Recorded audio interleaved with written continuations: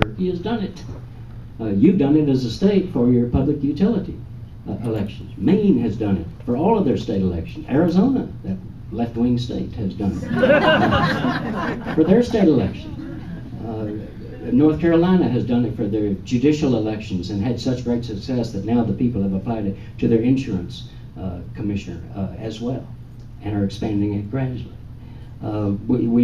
Structural changes that you already are doing, which is promoting local economies, buying local, but also supporting local in a larger sense than just buying. Overturning the Citizen United ruling by the Supreme Court that through groups like Move to Amend and Free Speech for People. .org. Those are terrific groups that are forging these coalitions. They're going to do it. We're going to do it from the grassroots level, raise it up to high points. We need to have a Wall Street speculator tax. Don't talk about taxing working people. Don't talk about, you know, somebody above $100,000 to $250,000 and then another level to this. Tax Wall Street speculators. A tiny percentage of every transaction that they do, which is now done by computer, it's instantaneous.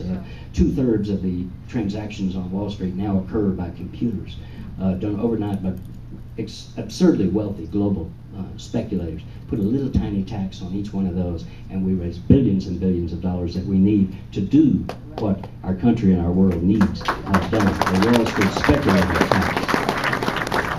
Another structural change is something called the Precautionary Principle, which is an approach to environmental regulations, to food and medicine regulations, that says any corporation can do it as long as they can prove to us that it doesn't cause any problems.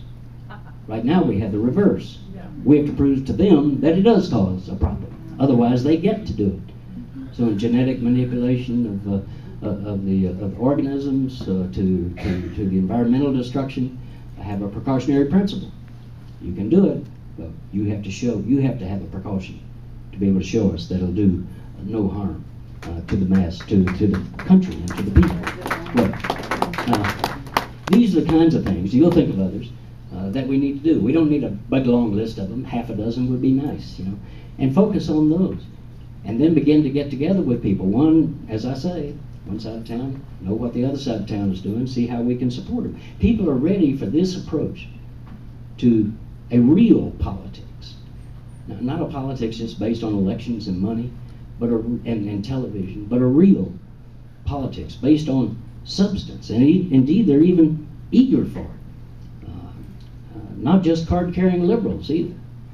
Ordinary folks. My friend Fred Harris down here in Albuquerque now, he said years ago that you can't have a mass movement without the masses.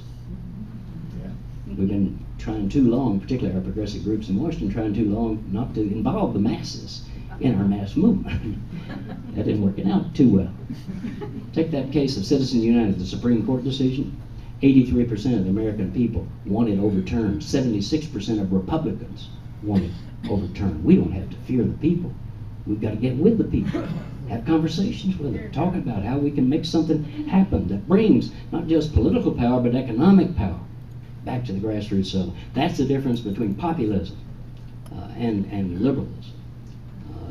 Populism understands that the real battle is not over ideology, left-wing, right-wing, conservatism, liberalism. The real battle is about power and money. Who has it and who doesn't? And today, nearly all of the money and power is controlled by the corporate interests, and they're using that money and power to get more for themselves at the expense of the rest of us. That's our fight. The populists take on the structural issues. We don't want to regulate Wall Street. We want to bust up Wall Street. Bring it back to the grassroots level. Put the money down with the credit unions. Put it down with the community banks. Put it down with the independent banks. Put it down where we can get a hold of it. That's reform. We're buying at Target. There you go. There you go. Well, that's another reform right there. And we need to do this locally. Again, we can't have a big mass meeting in which this is all going to come together and we're all going to sing Kumbaya together. It's got to happen right here at the grassroots level. Find a way to reach out to more people, and including your allies. I don't mean just like Tea Party people or people who totally disagree with you. Don't waste your time on them, but go to people who are at least your potential allies, and work with them on what it is that we do have in common. Those values of economic fairness, social justice, equal opportunity for all people. Most Americans have that in their heart. They have it in their gut. They want to respond to that. They want something bigger than what is now in politics, and that's it. That's the bigger dose that we can offer. And ways to do it. How do you do this? Well, I'm going up on September 11th, to a place called Baraboo, Wisconsin, which is the home of the Ringling Brothers Circus, actually. This will be the 10th year of something called the Fighting Bob Fest. This is named for Fighting Bob La Follette, who was governor and U.S. senator from Wisconsin. Ran for president 2 or 3 times on the progressive ticket. He formed the Progressive Party in the country, got 25% of the vote in the 1920s. A great fighting just for the common folks against the elites and the money powers. So they had this festival that they began. And so one day, kind of like a county fair of politics, and it is held at the Sauk County Fairgrounds, which is where Baraboo is the county seat there. And it is just fabulous. They have big-time speakers from national, state, and local during the day, but they mix that up with music.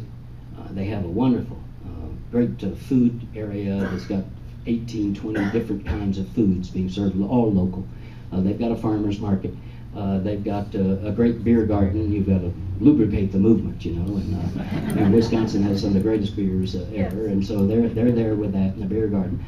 They've got stuff for kids. They've got a 2-hour breakout session from noon to 2 o'clock where the people come together and form their own agenda that they then take to the legislature, and they've been winning fights doing this. They don't let the lobbyists and the politicians decide the whole agenda. They come up with their own, and they go in there.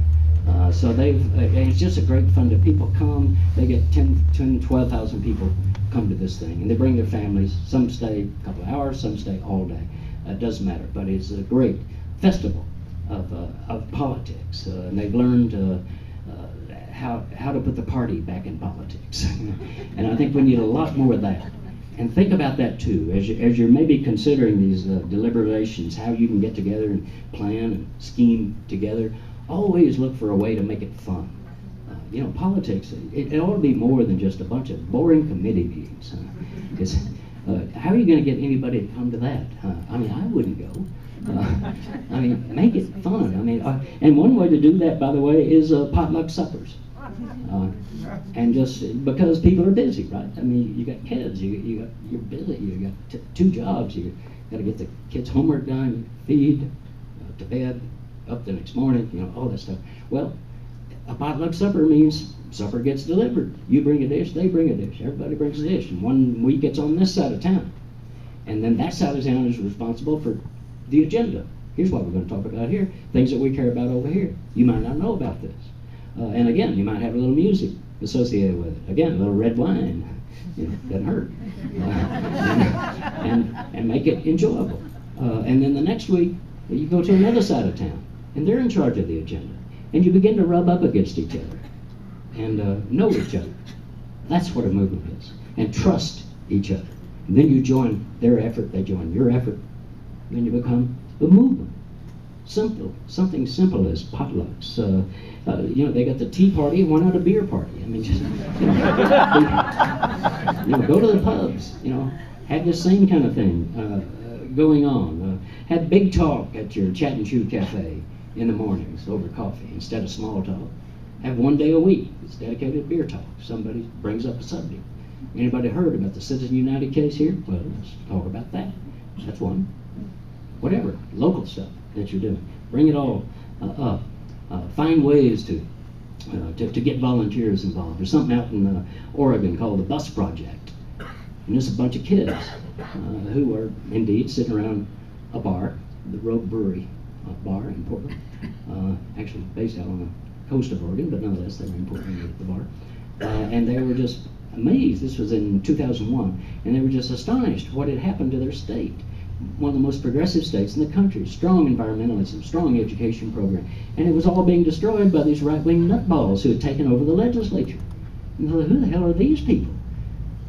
And they began to talk and make some notes on napkins and drink a little more beer, and suddenly they came up with this notion, well, who are these legislators? And one of them went away and did some research. They reconvened the next week, and sure enough, a bunch of those legislators were right-wing types, were getting elected in suburban districts that were swing districts. And they were winning by 150, 200 votes. And they thought, well, what if we went out there and got involved in some of these little legislative campaigns? And somebody said, well, how are we going to get out there? And one said, well, we could rent a bus. And another one said, well, actually, you could buy a bus cheaper than you can rent one.